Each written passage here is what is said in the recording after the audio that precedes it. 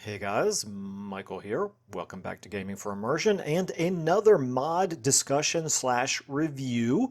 This one is obviously Autoresolve Rebalanced by Katsuko.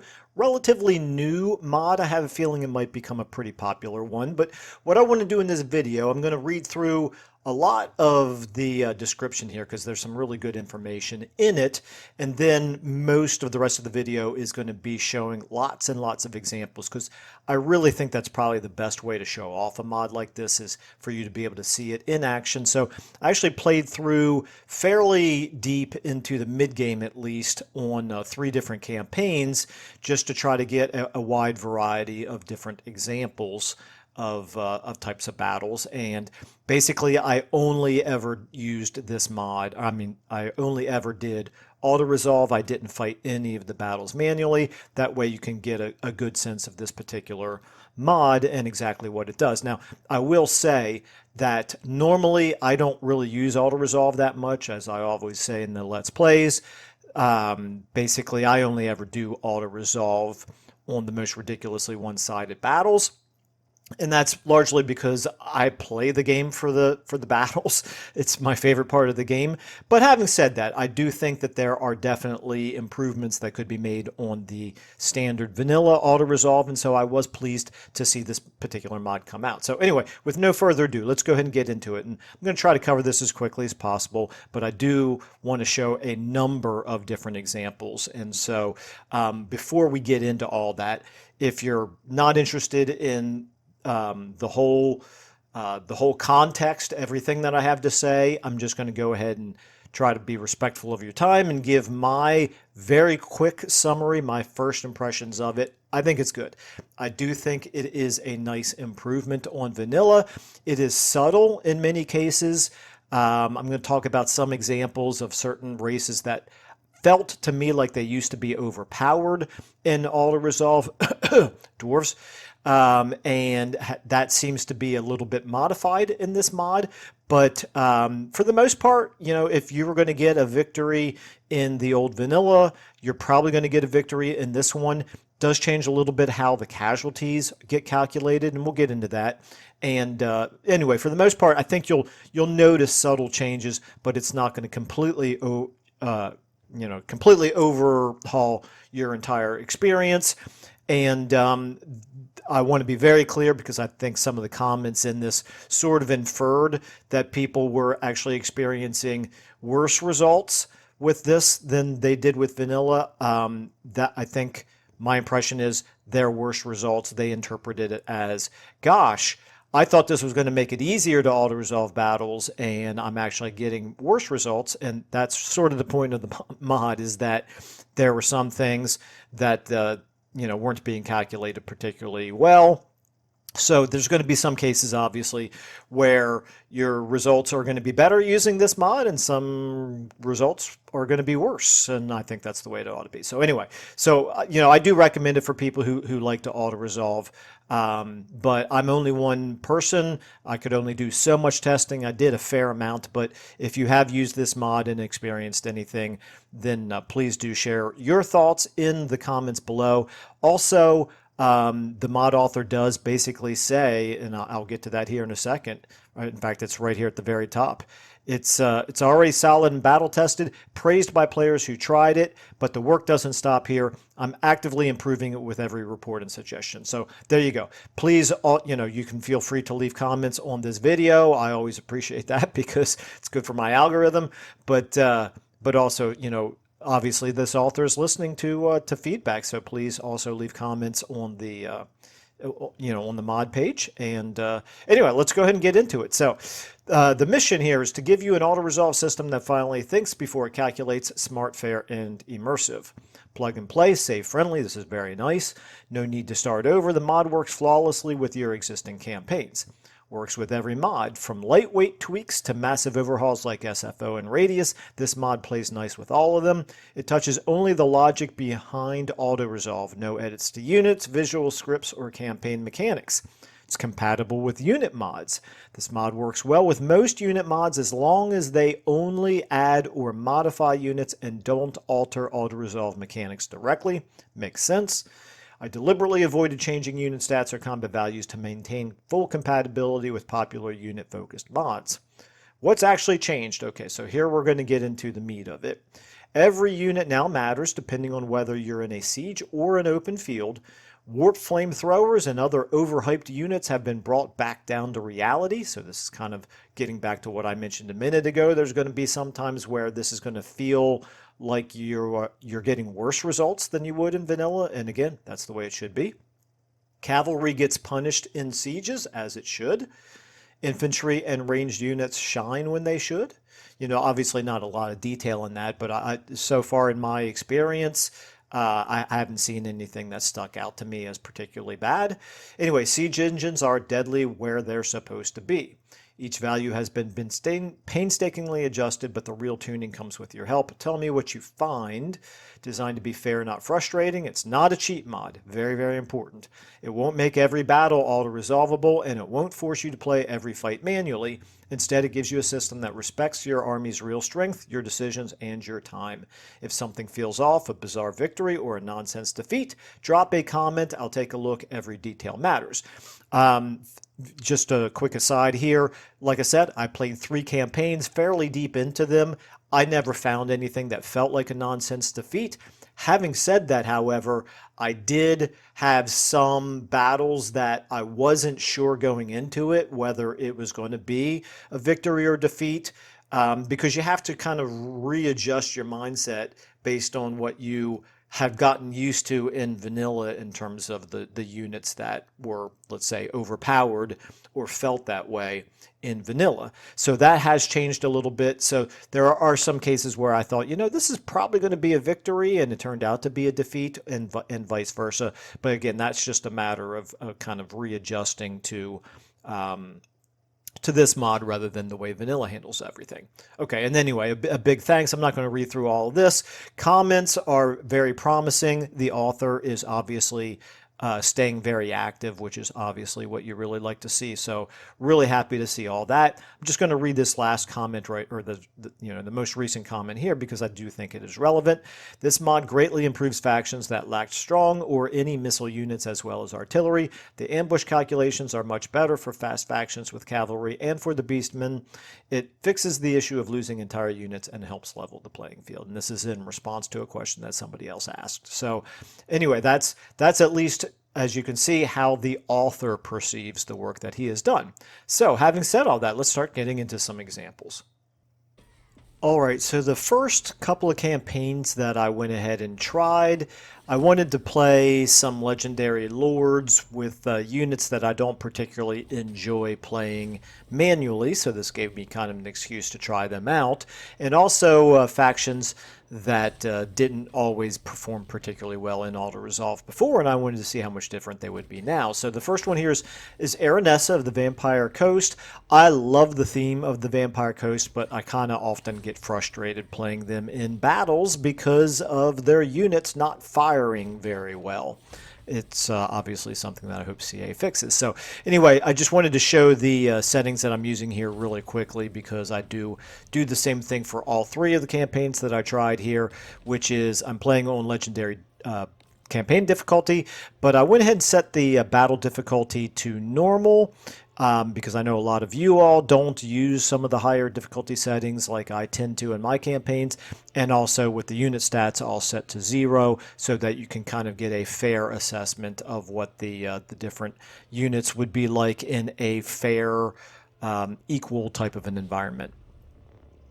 Hopefully that makes sense. And all right, now that we've talked about what the settings are like on this campaign, let's go into the specific battles themselves and just show off lots and lots of examples here. So starting out with an Aranessa campaign, we just attack the starting army after doing a little bit of raised dead. Pretty straightforward. Pretty much the same results that you would expect in vanilla. You do lose the bloated corpse, which you pretty much always do, so that is one thing that is not going to be any different in this mod compared to how it is in vanilla. Other than that, really very light casualties for our starting army, which is to be expected against that type of an enemy. All right, and then moving on to take the settlement itself. Again, decisive victory, casualties pretty light. Again, pretty much just the way it would be in vanilla and as you would expect for that type of a fairly lopsided battle. All right, and then recruit a few more units, do some raise dead, recruit a second lord, and turn number 2, move forward here to attack the next settlement. Just a slightly larger version of what we've already seen. Of course, you want to get both lords involved for maximum experience here and to put the odds as much in your favor as possible. Turns out to be another decisive victory. We do lose one other unit in addition to the bloated corpse. Not really that big of a deal, but there you go. You can kind of get a sense of what these smaller battles are going to be like. And then finally, for the early game here for Aranessa, we've got to follow up with a walled city battle. This is to finish off the first province, obviously. Again, a little bit of a bigger battle, and this time we're going up against not just the garrison, which is a decent-sized garrison, but also we're fighting with the walls in favoring the defenders, and it's still not very much of a problem. The walls do provide some value there to the defense. We do take a little bit in the way of casualties, but again, pretty subtle change overall compared to vanilla. Still the kind of thing that you would expect to win both in vanilla and using this mod. One thing to note, of course, is at this point I still don't have any real artillery in the army. So I'm not going to show every battle as we go through conquering settlement after settlement here. Pretty, actually surprisingly easy campaign this was. Probably because I'm used to playing on the higher difficulty settings for the battle, and this one was on normal. But we do then finally move over here, and we take our second walled city. Again, not too difficult. Following the same routine to take Myrmidons, excuse me, and of course very similar result. Now, when the dwarves start to get involved, this was one thing that was going to be very interesting to me because, like I said, I always felt like the dwarves were a little bit overpowered in vanilla. And, well, as you can see here, they're still fairly strong. They did a little bit more damage to us, but, you know, make of it what you will. This was still something I would have expected to be a victory, and it was. We lost a unit. We suffered fairly heavy casualties, but, again, dwarfs still doing well, but I would say my sense was this was not quite as well as they probably would have done in vanilla. All right, so then another example here with the dwarfs. This time they attacked one of our settlements, and obviously they won, but they took some pretty significant damage in the process. And here we go where they were actually laying siege to our city, but they got attacked from behind by the Skaven, which was super convenient for me. One of the main reasons why this campaign turned out to be a little bit easier was good things like this happening. But as you can see, the Skaven plus the little bit of garrison that we offered ended up being a decisive victory against the dwarves here. So make of that what you will. I would have expected in normal circumstances in vanilla for the dwarves to have outperformed what we see here. All right, and then just to show an ambush battle, we did ambush Belagar, and again, pretty one-sided. Again, though, I might have expected the dwarfs in vanilla to have outperformed this. We do lose the bloated corpse, but that's only because they're an expendable unit that self-destructs. So, other than that, again, this turned out to be, I would say, a little bit more decisive than I might have expected it to, but it was an ambush battle, and I wanted to show an example of that because the mod does talk about ambushes being handled a little bit differently in the description. Now, here's one with Aranessa, and her army doesn't feel to me like it's all that strong at this point in the campaign. She does buff them, and these Sartosan units. And so here we have an example of where I'm able to encircle a settlement. Normally this would have been a having to fight two dwarven armies, well, an army plus a garrison at the same time, but I'm able to encircle the settlement, and so I bring in another couple of armies just to make the odds a little bit more in our favor, and as you can see, it is another decisive victory where we end up actually not losing anything at all. All right, just a few more examples here with the Aranessa campaign. This is pretty much a straight up fight between two fairly equal forces, and we do get ourselves the Pyrrhic victory here. We lose quite heavy casualties in the process. Here is an example of us hitting a walled city with some armies that are actually in pretty bad shape here. And we suffer some fairly heavy casualties, including losing a few units in the process, but maybe not as many as I would have expected. And I do want to make a side note here that this is one of the things that I don't like about vanilla, and this mod doesn't really change it, which is it's a little bit too easy, in my opinion, to walk right up and attack walled cities without building any siege equipment. And so, like I said, this mod is not going to change that. I still did that over and over again throughout this campaign, and in fact, all of the campaigns that I did with this mod. Another example of an ambush battle. Again, pretty strong army, though, of the dwarves. And again, dwarves usually handle these types of ambush battles fairly well. And so this one I was a little bit surprised by our results. We do outnumber them, and so I would have still expected to win, but our casualties were pretty light in this battle. And that's probably enough of seeing the Aranessa versus Dwarfs campaign, which is what this one turned into. Let's move on to the Tretch campaign, which was the next one that I did. Again, using the same overall settings, which was legendary campaign difficulty, but normal battle difficulty and 0 unit stat modifiers. Again, here's the opening battle. Not a whole lot to unexpected going on here. It's a decisive victory. Now, I did want to try the Skaven in particular because I'm going to use lots and lots of examples of Skaven slaves, which were very much garbage in the old Autoresolve. They're still pretty much, I don't want to say they're garbage exactly. They're still quite weak, obviously, and that will become apparent here in a moment. But you can actually win Autoresolve battles using nothing but Skaven slaves, and we'll show some examples of that. So they're certainly not strong, but they felt to me like they overperformed a little bit of what they did in vanilla. And so again, just finishing off the very first province here in the early turns. This is a slightly larger battle where we've got Tretch versus both the garrison and the army defending the garrison. I do bring in a second, much smaller army, transfer the units over, of course, into Tretch's army to make him as strong as possible. And it's a pretty decisive victory, of course. Again, pretty low casualties on my part. Now, these are mostly not Skaven slaves at this point. You got more clan rats. Still not a particularly good unit in Autoresolve normally, but as you can see here, they really didn't have any issues at all. Things get a little bit more interesting when we end up attacking a walled city by the Chaos Dwarfs. I always felt like Chaos Dwarfs were quite tough, but here I do bring in 2 armies, not quite full armies, with mostly clan rats, a few Skaven slaves mixed in as well. But again, even the benefit of the walls there and the strength of the Chaos Dwarfs, still definitely not enough to take on this many Skaven units.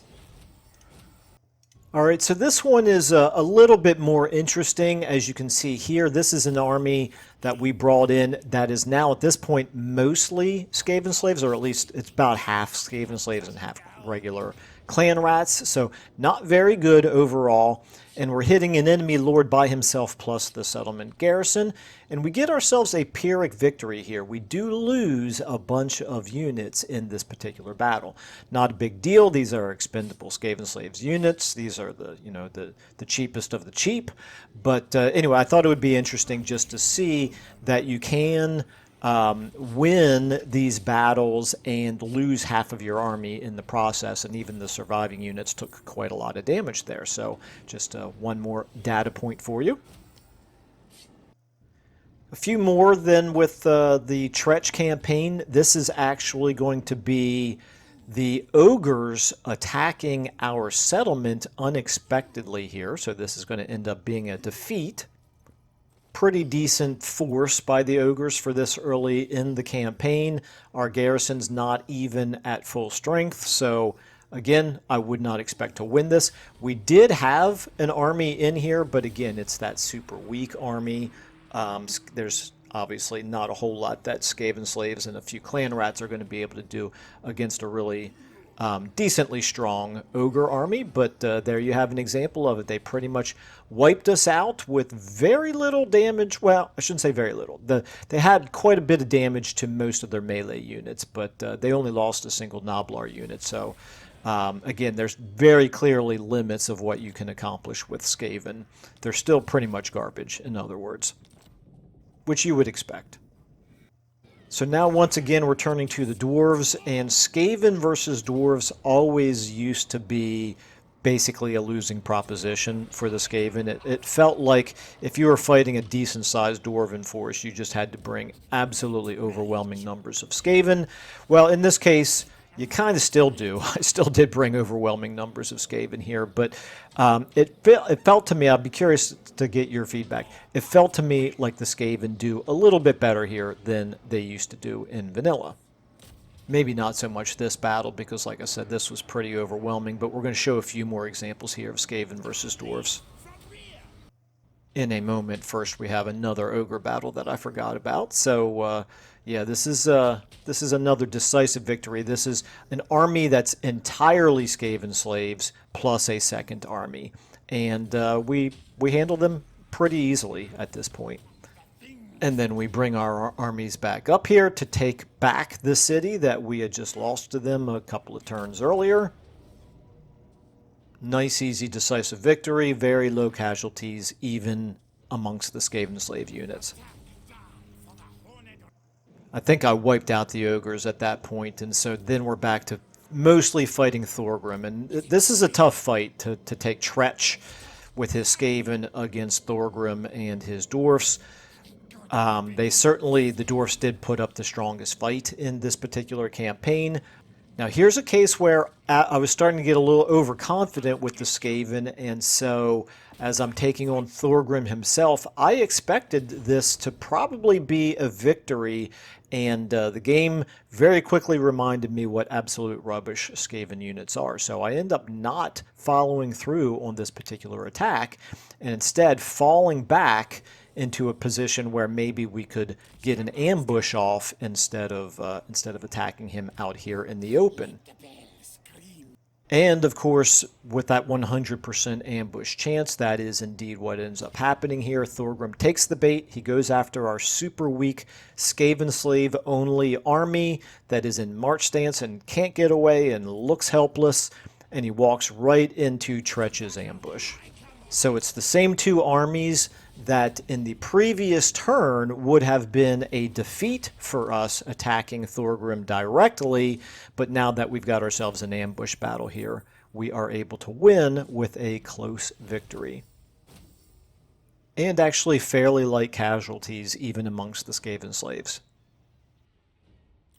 I'd like to say that that was the turning point in our war, and you can indeed see that we start advancing into his territory, which used to be Skarsnik's territory, now Thorgrim's, and we do lay siege here to a settlement. You can see a good example here of how a Skaven slave only army against even a fairly small dwarven settlement garrison is not nearly enough to win that particular battle, as it should be. But of course we've got other armies here, and so we can again use our overwhelming numbers here to take the settlement. So like I said, I would have expected that Skaven slave army to not be able to win the battle on its own, but you bring in a second army, and we actually can see that we won. This is not even Tretch's army. This is another largely Skaven slave army that we bring in, but the two of them together are able to take out the garrison with a decisive victory. Fairly heavy casualties, I guess you would say, but we don't lose any units in the process. And then the big one here, the big enchilada, is Mount Gunbad, another walled city battle where the dwarfs had a fully replenished garrison by the time we get up here to take it on, but it doesn't matter. We can bring up our other armies, again, overwhelm them with numbers, not to mention Tretch himself is involved in this particular battle. Another decisive victory, and again, fairly light battles considering how rubbish most of our units were in this fight. All right, just a couple more examples that are a little bit different here in this particular campaign. This is another one that I thought going into it, with bringing all three of our armies together, that this would be a victory for us. But it turns out that I'm wrong. Even getting an ambush here against this single army with three of our armies, the main one, the attacking one, being Tretch, we would still lose. So you can see dwarves are still quite strong in Autoresolve, even in the rebalancing, which they should be. I mean, this army has a lot of pretty high-level, high-ranking hammerer units, and overall it's quite a strong army. So again, I should not have probably expected this to be a victory. So we end up backing away again. And we wait until we can catch them in an ambush, and of course that changes everything when we're on the defense here. Of course, this is actually, excuse me, this is not the same hammerer-filled army that we're taking on. This is us ambushing a different army. We actually we're up to 4 armies at this point. Again, 3 of them pretty much completely dominated by Skaven slaves, but Tretch's army is still kind of an okay army.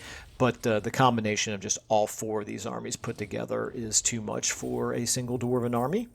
And then here's where we get our revenge on Thorgrim with all of those hammerers. And again, this is another ambush battle, but we're bringing all 4 of our armies together into this, and it still only ends up being a close victory, even though it's an ambush, even though we have 4 armies against 1. This is the relative value of Skaven slaves versus pretty high-ranking dwarf hammerer units in particular.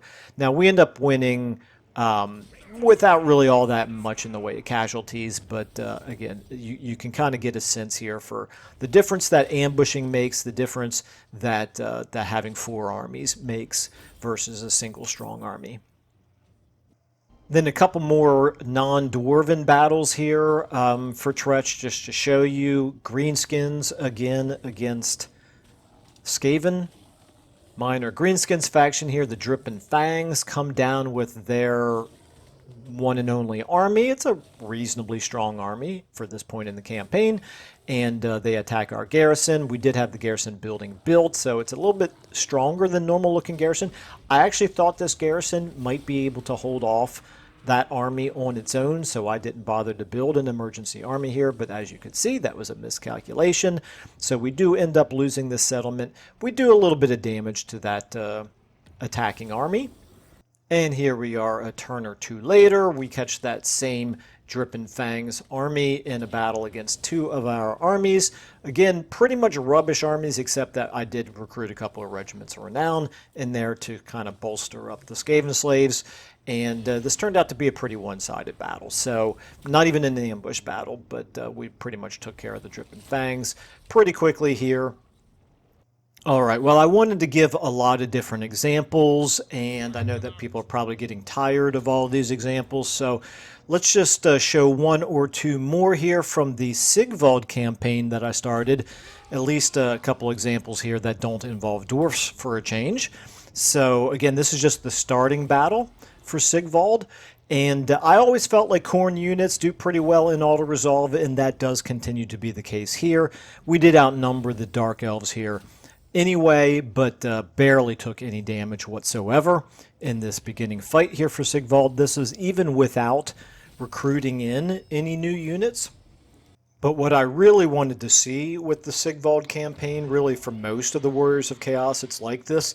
You have to win a walled city battle in your first turn to take the first Dark Fortress, because you don't start out with one, again, with the exception of Festus, and I think Valkia, her first settlement battle is not a walled city, but this one is a walled city, and as you can see, we would actually lose 2 units here against the Dark Elves. So all I do is I just encircle, recruit in what little we can recruit in, in terms of our starting available units to recruit. Go ahead and attack again, and at this point we don't lose any units, but we do suffer some fairly heavy casualties. So walled cities do make a difference. The Druki here, they seem to be fairly decent compared to Khorne, but anyway, just a little bit more examples for you to use to assess whether or not you like the looks of this versus vanilla. Now, one thing that I did note was it always, to me, felt pretty reasonable in terms of not just who's going to win each battle, but in terms of the casualties that were suffered by the winning side.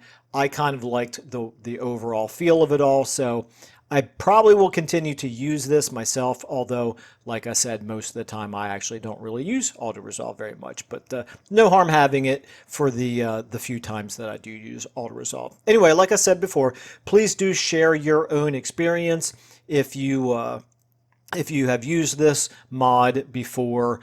Please do give your feedback both to me or to the mod author on the mod page. And I really like the direction that this is moving in, and I really like the fact that the mod author is active and seeks feedback from people. So I'll go ahead and leave it at that. Probably ended up taking a little bit longer here, but like I said, I wanted to show quite a few different types of examples, and hopefully that was enough to give you an overall sense of what this mod does. All right, anyway, thanks everybody so much for watching. I will see you all in the next video.